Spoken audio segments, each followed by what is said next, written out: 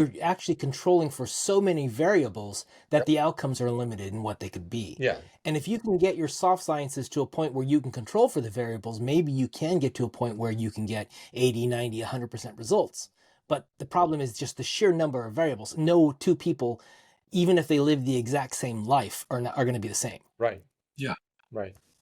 Yeah. Yeah. So basically, if I can summarize more variables, what do we call it? It's just a harder problem. Oh, much more difficult, I think. I mean, although I'm not putting down either one because, engineering, I found civil engineering extremely challenging, and frankly, electrical engineering is also I mean, all the engineering, mechanical engineering, very challenging.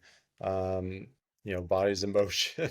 At least with civil engineering, you're not dealing so much with bodies in motion unless you're dealing with earthquake forces or wind loads or snow loads. But for the most part, you're dealing with, bodies in motion that are static. And from that standpoint, it really is, easier. But still, I mean, when you're talking about building a bridge and all the loads and the variables, and it's not just the thing that's interesting with engineering is that it's not just the the physics of things, but it's also the physics of the actual components and the materials, Yeah. and to make Yeah. sure that the materials are of a certain quality and grade. And then you also have the requirements of a particular city and county and states and federal government. So you have all these ordinances that are acting upon what you can use in a particular situation. So it can be very complicated,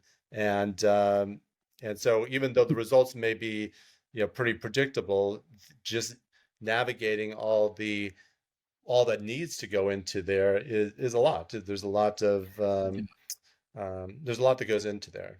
And frankly, I think that just like they have in therapy, like as a therapist, I had to go through some internship where I actually was out there in the field and doing things. I think that there really should be more internships in engineering. I know that there are some, but that should be like a core requirement that you go and you intern someplace and really find out what it's really like, because it's different out there in the world. And in fact, there's a lot of expectations that you already know a lot, at least where I was, that you kind of Yeah. know things and you're good to go. Whereas in it's not that assumption in the world of therapy.